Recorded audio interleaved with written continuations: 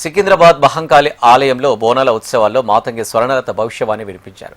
పచ్చికుండపై నిలబడి అమ్మవారు పూనిన స్వర్ణలత భవిష్యవాణి చెప్పారు.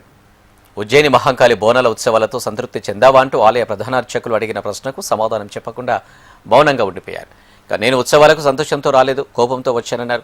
మీరు అడిగే ప్రశ్నలకు సమాధానం ఎందుకు చెప్పాలన్నది. ఈ ఏడాది కుంభవర్షాలు పడతాయని, వర్షాల్లో ప్రజలు కొట్టుకుపోయే పరిస్థితి ఉందన్నారు. ఈ ఏడాది ప్రాణనష్టం, అగ్ని ప్రమాదాలు సంభవిస్తాయని ఆందోళన వ్యక్తం చేశారు. భవిష్యవాణి రంగం కార్యక్రమం చూసేందుకు భక్తులు భారీగా తరలివచ్చారు. ఏడేడు కాదు, ఈ ఏడ మీరు నన్ను మాత్రం శాంతి పరచద్దు. నేను మాట్లాడేది చాలా ఉందిరా బాలక. మీరు అనుకుంటున్నట్టు బాలబచ్చలు సరి అయిన దారిలో నేను పెడుతున్నాను కానీ తల్లిదండ్రులు మాత్రం ఊరు మీద వదిలేస్తున్నారు. మీరు మాత్రం అహంకారం ఎక్కువైపోతుంది మీకు. అది తగ్గించుకుంటే మంచి. బాలబచ్చల్ని నేను కాపాడుతూనే ఉంటాను, మీది కూడా ఉండాలి.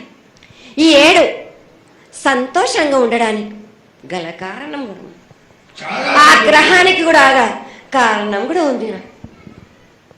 నన్ను సంతోషపరుస్తున్నారు కానీ ఈ విధంగా ఏటేటి నుంచి నేను సంతోషంగా ఆనందంగా ఉంటున్నాను. అన్నిటికీ కూడా నేను సలహాలు ఇచ్చుకుంటూ పోతున్నాను, సమాధానం కూడా చెప్తున్నా, పరిహారాలు కూడా చెప్తున్నా. కానీ ఈ ఏడు మాత్రం నన్ను బాగా నిరుత్సాహపరుస్తున్నారు. మీరు చాలా ఇబ్బంది పెడుతున్నారు, మనస్తృప్తి లేకుండా చేస్తున్నారు మీరు. అదేగా దోసడంతా నేను కల్పిస్తున్నాను, గోరంతా కూడా మీరు నాకు బెట్టరా బాలక. దోసడంతా ఇచ్చినా గాని గోరంతా కూడా మీరు పెట్టలేకపోతే ఇట్లా బాలక.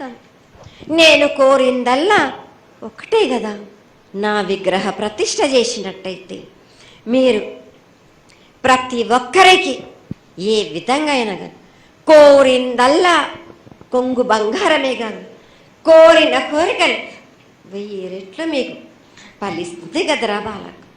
ఈ 6 మాసాలలోపు మీరు జరిపించకపోతే వాడవాడల నేను ఇప్పుడు ఎట్లు చూపిస్తున్నాను, ఇంత మించి నేను ప్రాణ నష్టం జరిపిస్తాను.